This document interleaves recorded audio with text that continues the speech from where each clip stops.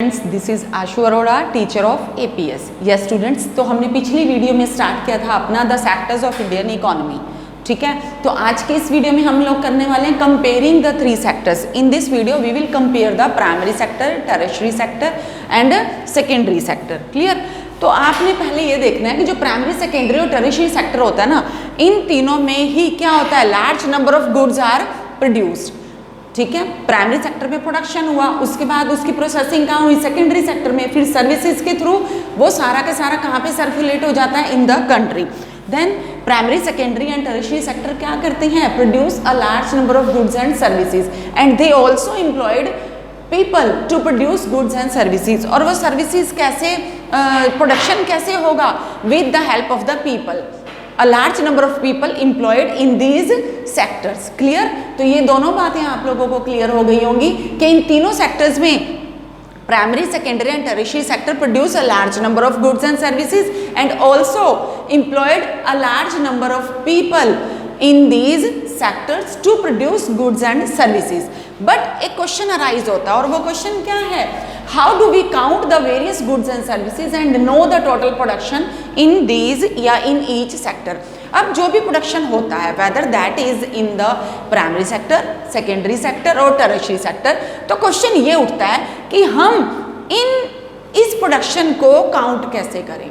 अब जैसे primary sector में हम ग्रेन उगाते हैं, तो हम ये कहेंगे कि इस साल जो है हमने 1 लाख दाने जो है हमने वीट के उगाए हैं। क्लियर? या इस साल का प्रोडक्शन जो है वो राइस का हुआ है, वो है 50 क्विंटल्स राइस हुए हैं, राइस हुआ है। और सर्विसेज में अगर हम देखते हैं तो क्या हम ये सर्विसेज, मतलब सर्विसेज कैसे अराइज हो सकते हैं जब तक हमारा प्राइमरी सेक्टर का ही प्रोडक्शन नहीं हमें पता होगा कैसे किस तरह से हो रहा है। तो हमने प्रोडक्शन को काउंट नहीं करना है। काउंट मीन्स ये नहीं देखना है इतने केजी प्रोडक्शन हुआ है या इतने क्विंटल प्रोडक्शन हुआ है। ठीक है, तो हमने ऐसा भी नहीं करना है कि सपोज कि मैन्युफैक्चरिंग में है, सेकेंडरी सेक्टर में है, कि इस साल जो है ना हमने 50 कार्स निकाली हैं। ठीक है, हुंडई की 50 कार्स निकली हैं, ऐसा नहीं होगा। क्लियर? तो हमने प्रोडक्शन को ऐसे काउंट नहीं करना है कि इस साल कारें इतनी प्रोड्यूस हुई हैं, बाइक्स इतनी प्रोड्यूस हुई हैं, ऐसा नहीं है। हमने क्या लेना है, उनकी वैल्यू लेनी है। अगर वीट का प्रोडक्शन हुआ है और वीट वो फार्मर ने अपने पास तो नहीं रखा ना, वो वीट का प्रोडक्शन कहाँ पे गया, आगे ग्रेन मार्केट में चल गया। ग्रेन मार्केट में उसे जो वैल्यू मिलेगी ना, दैट वैल्यू इज काउंटेबल। हम वो कहेंगे कि प्रोडक्शन इतने रुपीस का हुआ है। कार्स मैन्युफैक्चर होती हैं, बाइक्स मैन्युफैक्चर होती हैं, तो नंबर ऑफ कार्स या मैन्युफैक्चर्स नहीं काउंट होती हैं। काउंट क्या होगा, काउंट होगा उनकी वैल्यू जितने की वो फाइनली कंज्यूमर तक पहुंचती हैं। ठीक है, तो इकोनॉमिस्ट ने सजेस्ट किया the value of goods and services should be used rather than adding up natural numbers. मैंने आपको बताया ना, उनके जो एक्चुअल नंबर्स होते हैं हम उन्हें ऐड नहीं करेंगे कि 50 कार्स हमने मैन्युफैक्चर की हैं या 50 बाइक्स मैन्युफैक्चर की हैं, ऐसा नहीं है। अगर एक कार 10 लाख की है तो 50 कार प्रोड्यूस की, तो हमने कितनी होगी, हमारी 50 लाख की। तो हम कहेंगे कार्स का प्रोडक्शन 50 लाख का हुआ है, ये नहीं कहेंगे कि 50 कार्स प्रोड्यूस हुई हैं। नो, अगर एक कार 10 लाख की है और 50 कार्स प्रोड्यूस हुई हैं, then we will say cars का प्रोडक्शन इस साल 50 लाख का हुआ है। अगर एक बाइक जो है 1 लाख की है और अगर हमने 50 बाइक्स प्रोड्यूस की हैं इस साल, मैन्युफैक्चर की हैं, प्रोड्यूस नहीं करते बाइक्स को, मैन्युफैक्चर हुई हैं, ठीक है, तो फिर हम क्या कहेंगे कि बाइक्स की मैन्युफैक्चरिंग जो है इस साल 50 लाख की हुई है। हमने वैल्यू ऐड करनी है, नंबर्स ऐड नहीं करने। Adding the rather than adding the actual numbers, numbers को हमने ऐड नहीं करना, वैल्यू ऐड करना है कि कितने रुपीस का वो प्रोडक्शन हुआ है। Next is a precaution. अब इस चीज में हमने क्या प्रिकॉशन लेके चलना है, हमें किन किन चीजों को कैसे हमने हैंडल करना है। Yes, value of only final goods and services to be included in calculation. Final goods and services because value of intermediate goods already included. जो जब भी इकोनॉमिस्ट ये कहते हैं कि जब भी हम वैल्यू ऐड करेंगे ना, कैलकुलेशन में वैल्यू ऐड करते हैं, तो हमने वो फाइनल गुड्स एंड सर्विसेज की ही वैल्यू ऐड करनी है। इंटरमीडिएट गुड्स की वैल्यू ऑलरेडी फाइनल गुड्स में इंक्लूडेड होती है। अब क्वेश्चन ये उठता है कि फाइनल गुड्स क्या होती हैं और इंटरमीडिएट गुड्स क्या होती हैं। Final goods are the goods that are used by the consumer, जो हम कंज्यूमर तक पहुंच चुकी होती हैं। जैसे कि आप मार्केट से पार्ले जी का बिस्किट खरीदते हो, जो पार्ले जी का बिस्किट आपने खरीदा है ना, वो रेडी होके जो आप तक पहुंचा है, that is the final good.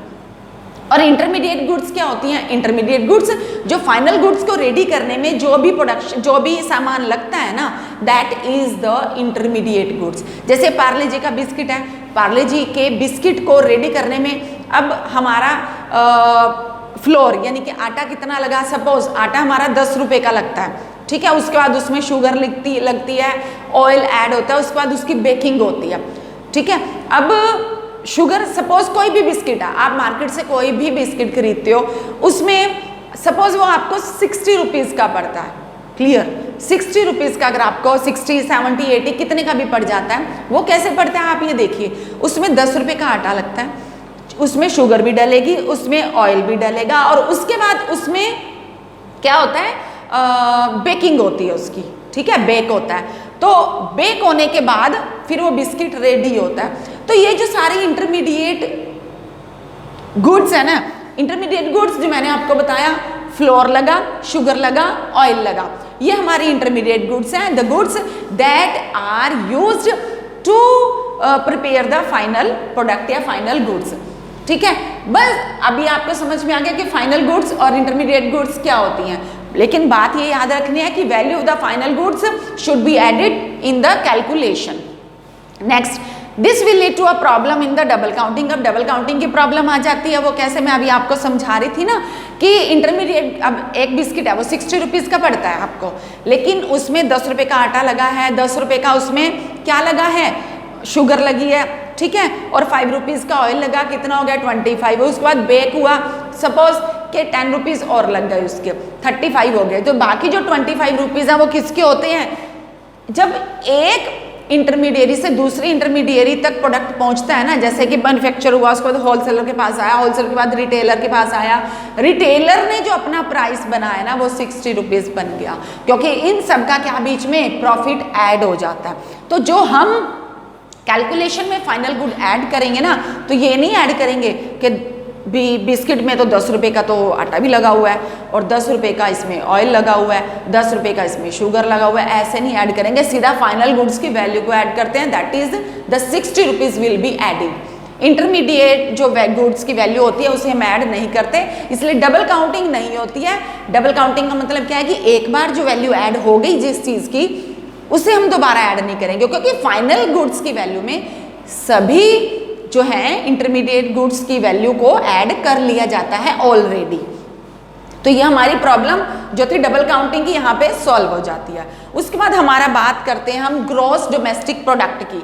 Gross domestic product आप देखिए क्या होता है। ग्रॉस डोमेस्टिक प्रोडक्ट क्या होता है हमारा? Sum of the value of the final goods and services produced in all sectors during the particular year provides the total production in the country known as. एक साल में एक कंट्री में जितना भी टोटल प्रोडक्शन होता है means the value of the final goods and services, sum of the value of the final goods and services. जैसे जो प्राइमरी सेक्टर में जितना प्रोडक्शन होता है उसकी वैल्यू जो से फार्मर्स को ग्रेन मार्केट से मिलती है। उसके बाद सेकेंडरी सेक्टर में जितने भी मैन्युफैक्चरिंग होती है, कार्स की, बाइक्स की, किसी भी चीज़ की होती है, ठीक है। और उसके बाद जैसे अब मेटल्स जो मिनरल्स जो हैं हम प्राइमरी सेक्टर में निकालते हैं क्वेरिंग और के थ्रू, बट उनकी मैन्युफैक्चरिंग जो होती है वो सेकेंडरी सेक्टर में होती है। तो फिर वहाँ पे भी जो प्रोडक्शन होता है, हर एक चीज़ का प्रोडक्शन होता है, उसकी वैल्यू, नंबर ऑफ गुड्स नहीं, उनकी वैल्यू, ठीक है। तो उनकी वैल्यू को हम क्या करेंगे? ऐड करेंगे sum of the value of final goods जो फाइनली बन जाते हैं, कंज्यूमर तक पहुँचती हैं, and services produced in all sectors. तीनों सेक्टर्स में जो फाइनल गुड्स प्रोड्यूस होती हैं उनकी वैल्यू को ऐड करके हम क्या निकालेंगे? Total production in a particular year in the country. Clear? दोबारा से ये आपका जीडीपी 1 मार्क का क्वेश्चन आता है कि sum of the value of the final goods and services produced in all the sectors during particular year provides the total production in country known as GDP. Clear? Gross domestic product क्या है कि जितना final goods एक country में बनेंगी ना, ठीक है, गुड्स एंड सर्विसेज, उनका ऐड अप कर लेना। क्लियर? अब ये सारी चीजें आपको क्लियर होगी होंगी, ठीक है। उसके बाद हम बात करेंगे historical change in the sectors, कि प्राइमरी, सेकेंडरी और टर्शियरी सेक्टर में historical change time to time कैसे इनमें चेंज आया। अब प्राइमरी सेक्टर की बात करते हैं। प्राइमरी सेक्टर में क्या होगा, पहले जो खेती की जाती थी ना, एक पुराने ट्रेडिशनल वे से की जाती थी, लेकिन जैसे जैसे इमरजेंसी ऑफ सर्विसेज हुई, सर्विसेज बढ़ती गई, तो क्या हुआ, changing nature of the farming, farming के नेचर में चेंज आ गया, मीन्स लोगों के खेती करने के स्टाइल में चेंज आ गया, मॉडर्नाइजेशन हुआ एग्रीकल्चर का। उसके बाद agriculture sector begin to prosper, agriculture sector जो है प्रॉस्पर होने लगा। प्रॉस्पर यानी कि एक्सेस ऑफ प्रोडक्शन हो गया, प्रोडक्शन जो है, क्योंकि जब मॉडर्नाइजेशन हुआ तो प्रोडक्शन बढ़ गया। तो people also involve in other activities, there were increasing number of craft persons and traders. तो पीपल जो है और एक्टिविटीज में भी इन्वॉल्व हुए, जैसे क्राफ्ट पर्सन्स और ट्रेडर्स ट्रेडिंग में भी इन्वॉल्व हो गए। बाइंग और selling activities increase many time, ठीक है। जब एग्रीकल्चर सेक्टर में इतना चेंज हो गया, उसमें प्रोडक्शन भी एक्सेस हो गया, तो बाइंग और सेलिंग एक्टिविटीज भी काफ़ी जो है इंक्रीज हो गई। उसके बाद क्या ज़रूरत हुई हमें, इमरजेंसी ऑफ सर्विसेज, तब हमें सर्विसेज की ज़रूरत फील हुई, क्योंकि जब प्रोडक्शन इतना बढ़ गया तो बढ़ा हुआ प्रोडक्शन को जो फार्मर्स लोग हैं, क्या वो अपने घर पे रखेंगे, नहीं रखेंगे, तो वो कहाँ पे उसे भेजेंगे, मार्केट में सेल करने के लिए। तो सेल करने के लिए क्या चाहिए था, services. Then emergency of services जो है उसकी नीड अराइज हुई, सर्विसेज की नीड अराइज हुई। ये तो था हिस्टोरिकल चेंज की प्राइमरी सेक्टर में कैसे चेंज हुआ, कि पहले जो था फार्मिंग के नेचर में चेंज आया, उसके बाद एग्रीकल्चर सेक्टर जो है वो प्रॉस्पर हो गया, फिर प्रोडक्शन इंक्रीज हो गया, तो लोग जो है क्राफ्ट पर्सन्स और ट्रेडिंग में भी इन्वॉल्व हो गए, बाइंग और सेलिंग एक्टिविटीज काफ़ी टाइम इंक्रीज हो गई, और इमरजेंसी ऑफ सर्विसेज, तब सर्विसेज की ज़रूरत महसूस हुई। उसके बाद हम बात करते हैं सेकेंडरी सेक्टर की। सेकेंडरी सेक्टर में क्या हुआ, जैसे फार्मिंग की नेचर में चेंज आया था, नए तरीके से फार्मिंग शुरू हुई थी, ऐसे ही मैन्युफैक्चरिंग में भी नए नए मेथड्स इंट्रोड्यूस हुए, क्या, मैन्युफैक्चर करने के, और फैक्ट्रीज, काफ़ी सारी फैक्ट्री स्टार्ट हो गई, ठीक है, और जो स्टार्टेड थी ऑलरेडी वो एक्सपैंड हो गई। Then movement of people in the factories, जो लोग खेती यानी कि खेती करते थे, उनमें से काफ़ी लोग जो है फैक्ट्रीज की तरफ आने लगे, वो उन्हें फैक्ट्री में काम करना ज़्यादा सही लगने लगा, और लोग जो हैं वो फैक्ट्री प्रोड्यूस गुड्स को यूज़ करने लगे, क्योंकि वो गुड्स के क्या थी, चीप रेट्स पे अवेलेबल हो रही थी। Next, secondary sector became popular in the total production and employment. एक और बात, सेकेंडरी सेक्टर की वजह से ही टोटल प्रोडक्शन भी बहुत ज़्यादा इंक्रीज हुआ और एम्प्लॉयमेंट भी जनरेट हुआ। क्लियर? क्योंकि इससे काफ़ी सारे लोगों को एम्प्लॉयमेंट मिल गया, क्योंकि फैक्ट्रीज ओपन अप हो गई, इंडस्ट्रीज बनने लगी, तो उसमें जो एग्रीकल्चर सेक्टर में जिन जो लोग मतलब अनएम्प्लॉयड थे, जिन वहाँ पे उनको काम नहीं मिलता था, तो वो फैक्ट्रीज की तरफ आने लगे, उन्हें फैक्ट्रीज में काम मिलना शुरू हो गया। तो सेकेंडरी सेक्टर जो है टोटल प्रोडक्शन में और एम्प्लॉयमेंट जनरेट करने में काफ़ी पॉपुलर हो गया। Over the time a shift has taken place and importance of sector has change. लेकिन टाइम टू टाइम आपको पता है कि अगर एक चीज़ आज पॉपुलर हो रही है तो उसका भी टाइम आएगा, वो थोड़ा सा क्या हो जाता है, उसका जो ट्रेंड हो जाता है थोड़ा डाउन हो जाता है। बट अब टाइम टू टाइम क्या हुआ, एक शिफ्ट आया, और शिफ्ट से क्या हुआ, इस सेक्टर की इंपॉर्टेंस बदल गई। मतलब क्या है, प्रोडक्शन जैसे जैसे इंक्रीज होता गया, इस सेक्टर की इंपॉर्टेंस भी बढ़ती चलेगी। क्योंकि आज भी आप देखिए हमारी कंट्री में जो है प्रोडक्शन डिक्रीज नहीं हो रहा है, किसी भी प्रोडक्ट का वो इंक्रीज ही हो रहा है, अगर आप पिछला डाटा उठाते हैं तो। उसके बाद हम बात करते हैं टर्शियरी सेक्टर की, यानी सर्विस सेक्टर की। तो सर्विस सेक्टर में अगर आप देखिए in the last past 100 years की अगर हम बात करते हैं, तो 100 ईयर्स में there has been a further shift from secondary sector to the tertiary sector in developing countries. Developing countries में सेकेंडरी सेक्टर से टर्शियरी सेक्टर में एक बहुत बड़ा शिफ्ट आया है। जो सर्विस सेक्टर है वो टोटल प्रोडक्शन की अगर टर्म्स में अगर हम देखते हैं तो काफ़ी इंपॉर्टेंट है। क्या है सर्विस सेक्टर, क्योंकि देखिए आप सेकेंडरी सेक्टर में तो प्रोडक्शन हो गया, अब प्रोडक्शन हो गया तो उसे मार्केट तक लाने के लिए हमें ट्रांसपोर्टेशन चाहिए, बैंकिंग, इंश्योरेंस, इन सब सर्विसेज की ज़रूरत है। तो वो सर्विसेज हमें कौन प्रोवाइड करेगा, टर्शियरी सेक्टर। तो service sector has become more important in terms of total production than most of the working people are employed in service sector and supplement of growth of primary and secondary sector. Yes, तो primary and secondary sector को supplement किसने किया, service sector, क्योंकि primary sector है, उसमें भी production हुआ, वो भी सेकेंडरी तक लेके जाना है, मेन मैन्युफैक्चरिंग इंडस्ट्री तक लेके जाना है। और उसके बाद जो मैन्युफैक्चरिंग में प्रोडक्शन हुआ है, जो मैन्युफैक्चरिंग हुई है, तो उसे भी कहाँ तक लेके जाना है, आम जनरल पब्लिक तक लेके जाना है। तो वो कैसे जाएंगे, with the help of the service sector transportation. तो then service sector supplement the growth of primary and secondary sector. Clear. उसके बाद का हमारा नेक्स्ट टॉपिक है rising importance of tertiary sector in India. Yes, tertiary sector in India, हमारी India में tertiary sector की importance time to time काफ़ी बढ़ गई है। सर्विस सेक्टर की इंपॉर्टेंस बढ़ी है, वो क्यों? क्योंकि सर्विस सेक्टर सप्लीमेंट करता है किसे, प्राइमरी और सेकेंडरी सेक्टर को। अब ये एग्जामिनेशन पॉइंट ऑफ व्यू से आपका इंपॉर्टेंट टॉपिक है, इसे आप लोगों ने जरूर करना है। मैंने यहाँ पे इंपॉर्टेंट भी लिख दिया है। यस, ओवर द 30 ईयर्स, आप अपनी बुक का अगर डाटा उठाते हैं, बुक में आपने अपना डाटा उठाया, ये आपने ये देखना है, ठीक है। बुक में आपने डाटा उठाया है, ये आपने GDP by primary secondary and tertiary sector है आपका। उसके बाद है नेक्स्ट पेज पे आपका share of sectors in GDP and then share of sectors in employment, ये गिवन है आपका। आपने ये डाटा जो है अच्छी तरह से देखना है और उसके बाद आप लोगों को ये सारे पॉइंट्स यहाँ पे समझ में आ जाएंगे।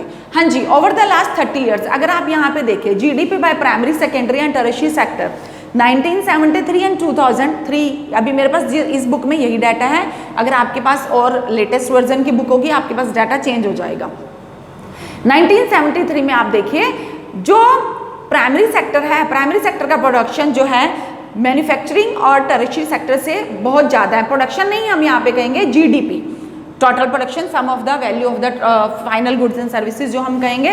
तो जीडीपी जो है यहाँ पे कितना है, अप्रॉक्सीमेट 14 करोड़ का, और टर्शियरी का 10 का है, और उसके बाद मतलब नियर अबाउट 6-7 के अराउंड जो है मैन्युफैक्चरिंग सेक्टर का है। तो उसके बाद अगर हम बात करते हैं 73 के बाद 2003 में प्राइमरी सेक्टर का प्रोडक्शन भी कितना इंक्रीज हो गया है, मैन्युफैक्चरिंग का भी और टर्शियरी का सबसे ज्यादा हुआ है।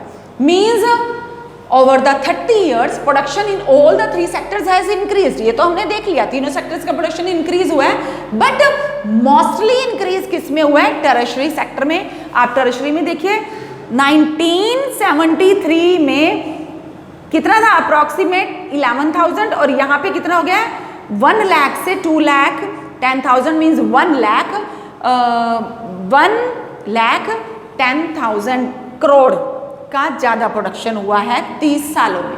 तो it has increased most in the tertiary sector. अब ये क्वेश्चन उठता है कि why is the tertiary sector becoming so important in India. हाँ जी, देखिए आप क्या रीजन है इसके पीछे। सब फर्स्ट ऑफ ऑल हमारी कंट्री में काफी सारी सर्विसेज हैं, several services are provided by the government. Government has the responsibility to provide those services to the general public. और वो सर्विसेज कौन कौन सी हैं, hospitals, educational institutions, post and telegraph services, police, courts, village administration, municipal corporation, defence, transport, banks, insurance companies. ये मैंने सारी services आपको यहाँ पे नोट डाउन करके दे दी हैं, एक्स्ट्रा करके एटसेट्रा करके नहीं लिखा मैंने। वो क्यों, क्योंकि कई बच्चों को फिर वो चीज़ें याद नहीं रहती हैं, एटसेट्रा में क्या आएगा और क्या नहीं आएगा। तो ये गवर्नमेंट की रिस्पॉन्सिबिलिटी है। तो टर्शियरी सेक्टर क्या है, सर्विस सेक्टर है। तो इंडिया में इतना पॉपुलर क्यों है, देखिए क्योंकि हमारी गवर्नमेंट ने काफ़ी सारी सर्विसेज को क्या कर दिया कि सर्विसेज को देने के लिए रिस्पॉन्सिबिलिटी उठाई है। तो सर्विस सेक्टर इसलिए हमारी कंट्री में क्या हो गया, मोस्ट इंपॉर्टेंट है। Next, development of agriculture leads to the development of services such as transport, trade and storage. Yes, अगर प्राइमरी सेक्टर एग्रीकल्चर सेक्टर की डेवलपमेंट हो रही है, means that development leads to the development of the service sector. क्योंकि अगर agriculture हमारे पास बहुत अच्छा होगा, वही एग्रीकल्चर कहाँ पे जाएगा, मैन्युफैक्चरिंग में। मैन्युफैक्चरिंग से कहाँ जाएगा आगे, जो हमारी कंट्री में सर्कुलेट होगा, वो हमारी जीडीपी इंक्रीज हो जाएगी। तो आप ये देखिए, तो एग्रीकल्चर अगर lead to the development of the services, तो एग्रीकल्चर अगर अच्छा हो रहा है तो उसके बाद ट्रांसपोर्टेशन चाहिए हमें, सर्विसेज, ट्रांसपोर्टेशन सर्विसेज चाहिए, बैंकिंग चाहिए, वेयर हाउसिंग चाहिए, तभी तो उसके बाद सारी सर्विसेज की जरूरत होगी ना। तो development of agriculture leads to the development of services, उसके बाद ही बाकी सारी सर्विसेज जो हैं वो अराइज होंगी। Next, with the rise in the income level, certain sections of the people start demanding many more services like eating, tourism, shopping, private hospitals, private schools, professional training, etc. Yes, जैसे लोगों का income level increase होगा, income level कैसे increase होगा, मैंने आप लोगों को पहले भी बताया। जो हमारा सेकेंडरी सेक्टर था ना, सेकेंडरी सेक्टर ये था, secondary factories came up and started expanding and movement of people in the factories. और उसके बाद लोगों का क्या हुआ, यहाँ पे अभी हमने किया है कि उनकी स्टैंडर्ड ऑफ लिविंग इंक्रीज हुई है, started expanding and standard of living and employment जो है वो ये रहा। Secondary sector became important in total production and employment. Secondary sector से टोटल प्रोडक्शन भी इंक्रीज हुआ और एम्प्लॉयमेंट भी इंक्रीज हुआ था। तो एम्प्लॉयमेंट के इंक्रीज होने से क्या होगा, लोगों का इनकम लेवल राइज हो गया और जिससे सर्टेन सेक्शन जो है डिफरेंट सर्विसेज के डिमांड करते हैं। और वो सर्विसेज कौन सी हैं, जैसे कि अब जो इनका तो इनका लेवल इंक्रीज नहीं होता है तो वो अपने बच्चों को जो गवर्नमेंट स्कूल्स है वहाँ पे एजुकेशन देते हैं, लेकिन प्राइवेट स्कूल्स में एजुकेशन जिनका इनकम लेवल बहुत अच्छा होता है, प्राइवेट हॉस्पिटल्स में वो अपना ट्रीटमेंट कराते हैं। टूरिज्म, शॉपिंग, प्रोफेशनल ट्रेनिंग, इसके लिए जो है वो डिमांड करते हैं, इन सर्विसेज की डिमांड करते हैं। Next, growth of information and communication technology. Yes, हमारी कंट्री में इंफॉर्मेशन और कम्युनिकेशन टेक्नोलॉजी आज की डेट में बहुत ज़्यादा ग्रोथ हुई है। ठीक है, इंफॉर्मेशन टेक्नोलॉजी आप लोगों को भी पता है कि जो हमारी है इंफॉर्मेशन टेक्नोलॉजी, जैसे कि अब कंप्यूटर है, अब आज की डेट में आप ये देखिए कि जैसे कि इन डेज में हम लोग स्कूल्स में नहीं जा पा रहे हैं, लेकिन आपको अपनी वीडियोस के थ्रू हम सारे चैप्टर्स करवा सकते हैं because of the information technology, computer, because of the internet. ठीक है, तो इंटरनेट और कम्युनिकेशन टेक्नोलॉजी भी काफ़ी ज़्यादा वास्ट अप हो गई है। जैसे कि आज की डेट में आप गूगल पे कुछ भी सर्च करके जो भी इंफॉर्मेशन लेनी है आप ले सकते हैं। और दूसरी बात ये, आप अपने घर बैठिए और आप वर्ल्ड में किसी भी पर्सन के साथ बातचीत कर सकते हैं। You can communicate with any person at any time because of the communication technology, because of the information technology. Clear, this was, अब ये देखिए, this was all about the tertiary sector has becoming more important in India. ये आपके points थे। उसके बाद बात करते हैं, however not all the services is growing well. अब बात ये है, हमें इस चीज़ को हमेशा याद रखना है कि सारी सर्विसेज जो है इक्वली कंट्री में जो है वो राइज नहीं करती हैं। ठीक है, सर्विस सेक्टर जो है डिफरेंट काइंड्स ऑफ पीपल को एम्प्लॉय करता है। सर्विस सेक्टर से काफ़ी सारे लोगों को एम्प्लॉयमेंट मिलता है, बट ये जो है ना, there are a limited number of services that employ highly skilled and educated people. कुछ एक ही लोगों को वहाँ पे, कुछ एक मीन्स ये नहीं है कि गिने चुने लोगों को, मतलब लिमिटेड नंबर ऑफ पीपल जिनमें हाईली एजुकेटेड है और जो स्किलफुल हैं, तो उन्हें ही क्या मिलता है वहाँ पे, एम्प्लॉयमेंट मिलता है। ठीक है, और इसके बाद अगर हम बात करते हैं, there are very large number of people workers जो है engaged in the services like. अब सिर्फ ये तो नहीं है ना कि बड़ी बड़ी कंपनीज में ही लोग काम कर रहे हैं, इसके बाद और भी काफ़ी सारे लोग हैं जो कहाँ पे काम करते हैं, जिनका सर्विसेज, किन सर्विसेज में एंगेज हैं, जैसे कि स्मॉल शॉपकीपर्स, रिपेयर पर्सन्स हैं, ट्रांसपोर्ट पर्सन्स हैं, एटसेट्रा। जैसे कि मैंने आपको स्टार्टिंग वीडियो में बताया था कि हमें एसेंशियल सर्विसेज की भी जरूरत पड़ती है, सिर्फ transportation, banking, insurance, warehousing, communication इनकी नहीं है। ये तो वो है जो हमारे मैन्युफैक्चरिंग सेक्टर और जो तीनों सेक्टर्स हैं इनके ऊपर बेस्ड हैं। इसके अलावा हमें और सर्विसेज की भी जरूरत पड़ती है। वो कौन सी हैं, कॉबलर्स हैं, और जो मैंने अभी बताया है आप लोगों को, कॉबलर्स हैं, पोस्टमैन हैं, और ये सब हैं जो हैं। तो स्मॉल शॉपकीपर्स हैं, जो आपकी गली में भी है ना शॉपकीपर, वो भी आपके लिए बहुत सारी सर्विसेज आपको प्रोवाइड कर रहा है, आपको मार्केट नहीं जाना पड़ता। समझ में आ गई बात? तो ये है, तो ये मैंने आपको बताया, not all the services in growing well, सभी सर्विसेज एक जैसी इक्वली ग्रो नहीं कर रही हैं। ठीक है, उसके बाद transport persons etcetera, this people बेयरली manage. अब ये पीपल जो है ना अपनी लिविंग को बहुत ही मतलब अपनी इन सर्विसेज से, चाहे वो आपका कॉबलर है, चाहे वो आपके स्मॉल शॉपकीपर्स हैं, रिपेयर पर्सन्स हैं, ट्रांसपोर्ट पर्सन्स हैं, अपनी लिविंग को बेयरली मैनेज कर पाते हैं, but they perform their services because no alternate opportunities for work are available to them. क्योंकि वो अपनी सर्विसेज फिर भी हमें देते हैं क्योंकि उनके सामने कोई और अल्टरनेट नहीं है किसके लिए, अपनी लिविंग को कमाने का। लेकिन हमारे लिए उन लोगों की सर्विसेज भी इंपॉर्टेंस रखती हैं। अब ट्रांसपोर्टेशन सर्विसेज किसके बेस पे चलेंगी, ट्रांसपोर्ट पर्सन्स के बेस पे। अब जो है आप लोगों के स्लीपर्स हैं, आप लोगों के स्लीपर्स को भी तो रिपेयर की ज़रूरत पड़ती है, तो हमें कॉबलर की ज़रूरत पड़ती है। ठीक है, पोस्टमैन है, पोस्टमैन है। आज की डेट में भी क्या होगा, ये तो नहीं है कि आपके लोगों के पास मोबाइल आ गया तो आप लोगों को जो इसकी ज़रूरत नहीं पड़ती है, आपके कुरियर्स आते हैं तो तब भी तो ज़रूरत पड़ती है ना, हमें कुरियर बॉय की सर्विसेज की ज़रूरत पड़ती है। तो इन सर्विसेज की भी बहुत ज़्यादा इंपॉर्टेंस है, इसलिए all the services are not growing well. हम ये नहीं कहते कि सभी सर्विसेज इक्वल ग्रो कर रही हैं, सभी सर्विसेज इक्वल ग्रो नहीं कर रही हैं, ठीक है। लेकिन उन सर्विसेज के बिना हम अपनी लाइफ को जो इमेजिन भी नहीं कर सकते, हमें उन लोगों की सर्विसेज की जरूरत है। Clear? Then this was about the comparing of 3 sectors, historical change in sectors and rising importance of the tertiary sector in India या in production. Clear? This was your topic and the next video we will discuss the next topic. Till then bye, stay home, stay safe. Okay.